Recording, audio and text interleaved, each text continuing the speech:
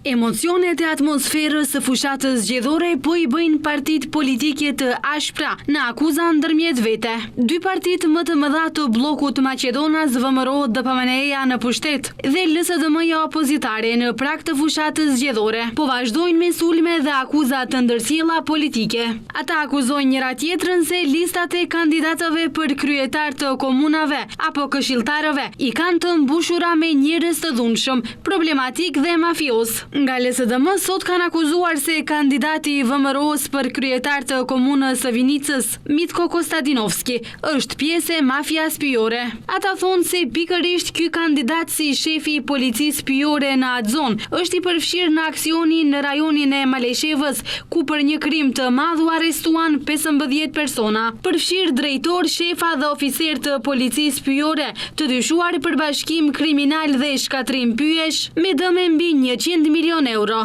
Dali DPMNE Mollçi, si krijuesi këtij grupi kriminal, a janë pikërisht shefat e sektorit për punë të brendshme në Delçev dhe policisë pyjore Mitko dhe Bllashko. A e koordinuan ata të dy lëvizjen e drurave të prerë në mënyrë ilegale për të përfunduar në një kompani të industrisë së drurit në Delçev. Kostadinovski është shefi I policisë pyjore, duke mbajtur pozicionin më të lartë në organin përgjegjës për mbrojtjen e pyjeve.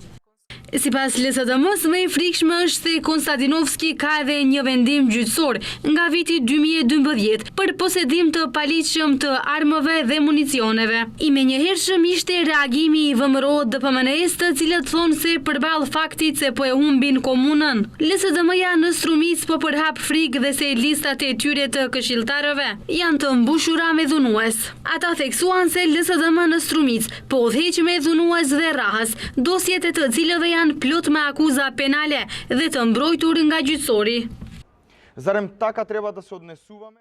Çfarë shembulli po U japin të rinjeve Christian Eftimov dhe Ilija Stojanov, të cilët rrahën brutalisht shtetas të huaj në Strumic? A është kështu si duhet I trajtojmë turistët në këtë vend? Gjithashtu, apo I mbron gjyqësori këta dy individ, sepse ata ende nuk kanë ndërmarrë veprime. Fatkeqësisht, këta të dy nuk janë të parët dhe as të fundit që kanë akuza penale në listën e këshilltarëve të LSDM-s në Strumic.